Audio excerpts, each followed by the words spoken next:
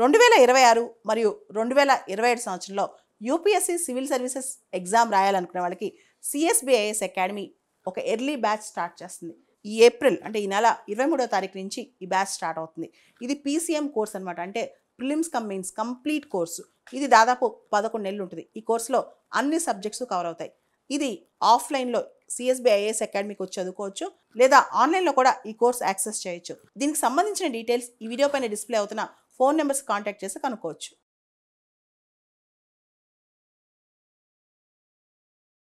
ఈరోజు April 14 doctor Babasaheb Ambedkar గారి 135వ birth anniversary. ఈరోజు ఆయన భారతదేశానికి కేవలం ఒక మనిషే కాదు, దేవుడితో సమానం. ఆయన ఒక ఎమోషన్. ఆయన చనిపోయారు 1956లో. ఇప్పటికీ కూడా ఆయన ఆవశ్యకత ఇంకా ఉంది, పెరుగుతుంది కూడా. కొన్ని మిలియన్స్, కొన్ని లక్షల మందికి ఆయన ఒక హోప్. ముఖ్యంగా అణగారిన వర్గాలకి ఆయన జై భీమ్ అనమాట. ఆయన లేకుండా చాలామందికి జీవితమే లేదు, హోపే లేదు.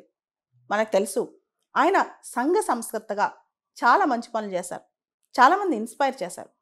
మొహాద్ సత్యాగ్రహ, కలారం టెంపుల్ ఎంట్రీ మూమెంట్, ఇలా కొన్ని వందల సంఖ్యలో సత్యాగ్రహాసు, టెంపుల్ ఎంట్రీ మూమెంట్స్ చేశారు. ఆయన కార్ల్ మార్క్స్ వల్ల ప్రభావం అయినా ఎప్పుడు పూర్తి స్థాయిలో మార్క్సిజంని అడ్వకేట్ చేయలేదు.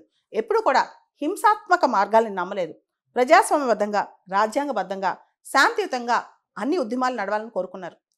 పొలిటికల్ రిఫార్మ్స్ కన్నా సోషల్ రిఫార్మ్స్ చాలా ఇంపార్టెంట్ అని, సమాజంలో సంస్కరణలు రావాలి, రాజకీయ సంస్కరణల కన్నా ముందు సమాజంలో మార్పు రావాలని కోరుకున్న వ్యక్తి ఆయన. I love that religion which teaches liberty, equality and fraternity. ఏ మతం అయితే లిబర్టీని, ఈక్వాలిటీని, ఫ్రెటర్నిటీని ప్రమోట్ చేస్తో ఆ మతమే గొప్పదన్నారు. అంటరానితనానికి వ్యతిరేకంగా ఆయన పోరాటం చాలా గొప్పది. ఇప్పటికి కూడా అనేక మందికి ఆయనే స్ఫూర్తి కూడా.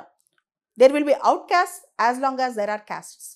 కులాలు ఉన్నంత వరకు కూడా అంటరాని వాళ్ళు ఉంటారు, కాబట్టి మనం కుల వ్యవస్థనే తీసేయాలని చెప్పిన వ్యక్తి ఆయన. అంతేకాదు, social reforms are more important than political reforms. సమాజంలో మార్పు చాలా అవసరం, సమాజంలో సమానత్వం చాలా అవసరం అని చెప్పి చాలా బాగా చెప్పిన వ్యక్తి ఆయన. డెమోక్రసీ అంటే కేవలం ఒక పొలిటికల్ సిస్టమ్ కాదు. డెమోక్రసీ అనేది సామాజికంగా, ఆర్థికంగా, ప్రజాస్వామ్యంలో, రాజకీయ పరంగా అన్ని విషయాల్లో ప్రజాస్వామ్యం అనేది ముందుకు తీసుకురావాలని కోరుకున్న వ్యక్తి ఆయన. ఎవరైతే అణగారిన వర్గానికి చెందిన ప్రజలు ఉన్నారో వాళ్ళని అప్లిఫ్ట్ చేయడానికి బహిష్కృత హితకారిణి సభ స్టార్ట్ చేశారు. All India schedule caste federation start చేశారు. ఇండిపెండెంట్ లేబర్ పార్టీ స్టార్ట్ చేశారు. ఒకటా రెండా, ఆయన తన జీవితం మొత్తం కూడా సోషల్ రిఫార్మర్గా చాలా కృషి చేశారు. మన కాన్స్టిట్యూంట్ అసెంబ్లీ డ్రాఫ్టింగ్ కమిటీకి చైర్మన్గా వ్యవహరించారు. భారత రాజ్యాంగంలో ఫ్రెటర్నిటీ, సౌభ్రాతృత్వం అనే అంశాన్ని రాజ్యాంగం మొత్తం కనిపించేటట్టు చేశారనమాట. Religion is for man and not man for religion. మతం మంచి కోసం ఉండాలి, మనిషి కోసం ఉండాలి, మనిషిని మనిషిగా చూడాలి.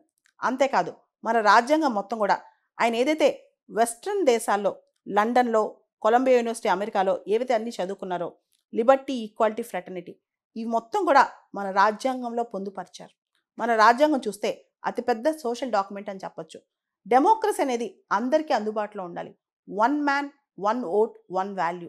ప్రతి ఒక్కళ్ళు, ఒక మనిషికి ఒక ఓటు, ప్రతి ఓటుకి ఒకటే వాల్యూ. ఈ కాన్సెప్ట్ మొత్తం ఆయన ఆలోచనే. కార్ల్ మార్క్స్ లాగా విప్లవం ప్రబోధించలేదు, కార్ల్ మార్క్స్ లాగా స్టేట్ వెళ్ళిపోవాలని చెప్పలేదు. కానీ అన్నీ కూడా డెమోక్రటిక్ పద్ధతుల్లో, డెమోక్రటిక్ సోషలిజం అనే కాన్సెప్ట్ని తీసుకొచ్చిన వ్యక్తి ఆయన. పార్లమెంటరీ డెమోక్రసీ విలువను తీసుకొచ్చిన వ్యక్తి ఆయన.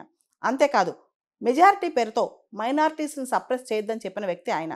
ఆయన భావాలు ఈరోజు కూడా చాలా రెలవెంట్. ఆయన అభ్యుదయ భావాలు ఈరోజు కూడా చాలా చాలా అవసరం. ఈ రాజ్యాంగం పనికి రాకుండా పోతే నేనే మొదటి వ్యక్తిని దీన్ని బర్న్ చేయడానికి అని చెప్పిన వ్యక్తి ఆయన. అంతేకాదు, రాజ్యాంగం విఫలం అవ్వదు, రాజ్యాంగాన్ని నడిపించే శక్తులు ఒక్కొక్కసారి రాజ్యాంగాన్ని విఫలం చేస్తాయని చెప్పిన వ్యక్తి ఆయన. రాజ్యాంగ స్ఫూర్తి చాలా ఇంపార్టెంట్ అని చెప్పి కాన్స్టిట్యూషనల్ మోరాలిటీ అనే పదాన్ని ఆయనే ఎక్కువగా ప్రమోట్ చేశారనమాట. రాజ్యాంగంలోని స్ఫూర్తి, రాజ్యాంగంలోని విలువలు ముందుకు తీసుకెళ్ళడానికి ఆయన చేసిన కృషి ఎనదగింది. ఒక పెన్నుతో, అంటే కేవలం తన రచనల ద్వారా, అంటే తను రాసిన డ్రాఫ్ట్ ద్వారా మొత్తం దేశ భవితవ్యాన్ని మార్చిన వ్యక్తి ఆయన. అంటే విప్లవం తీసుకొచ్చి సమానత్వం, విప్లవం తీసుకొచ్చి అందరిని ఉరితీసి సమానత్వం కాదు, రాజ్యాంగం అనే శక్తితో, రాజ్యాంగం అనే ఆయుధంతో ఒక సమానత్వం కోసం ముందుకు నడిపించిన వ్యక్తి ఆయన దేశాన్ని. కలంతో బలహీన వర్గాల తలరాతను మార్చారు బిఆర్ అంబేద్కర్. ఆయనకి ఇదే మా ఘన నివాళి.